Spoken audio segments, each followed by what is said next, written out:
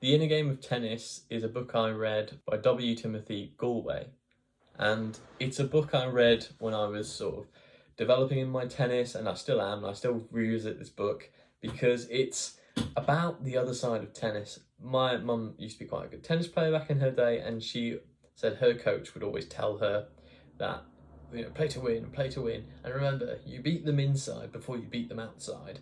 And what that really meant was you beat them in here before you beat them out on the court. And it's very true. I've watched a lot of people over the years. Had the chance to be a club executive for a while at the local club, and I've seen a lot of juniors over the years, so I go and watch the championships every year, and I especially like to watch the seniors as well, and I see it every single time in every match, and every match I play as well. I know when I've been beaten, it's often mentally. So first you got beaten mentally, whether that's, I just can't beat this person, or, it's just, I'm having a terrible day, I just can't hit anything in, I'm so angry. And these are all examples of losing mentally. And The Inner Game of Tennis is a great story about how a coach discovers that the best way to play tennis is not to think at all. And it's a really interesting read in that you normally overthink every shot, and then what you think doesn't happen.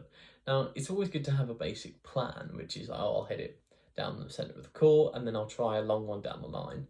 But if you overthink it and you get trapped in your mind, you will lose the game. And the person who always loses is the one who's shouting, throwing their racket about. It's always the same. You never tend to see the person throwing their racket about winning. It's just true. And it's a great observation, even though it's an obvious one. And it's a great book. It's not going to teach you anything that you really don't know already, apart from one or two really good tips, such as listen and watch the seams of the ball. That's a really good tip. There's a few little golden tips like that I've used throughout my time as a tennis player. But overall, it's more of a motivational book, and it reminds us that the game of tennis is outside as well as inside, and I think that's fantastic. So I'm going to be rating it in terms of story, in terms of how well written it is, and an overall score. So to begin with, the story goes through his sort of research phases as he's starting to learn this idea, and he develops this idea, and then he talks about him with coaching sessions, talks about people he used to coach, and it's quite an old book now, so some of it's quite old-fashioned. Talks about the sort of, like the wrong swings. We don't do these sort of swings anymore, and we certainly don't do this sort of backhand or any of the continental grip stuff he talks about quite a lot. But we can just transpose those ideas to current tennis and modern tennis.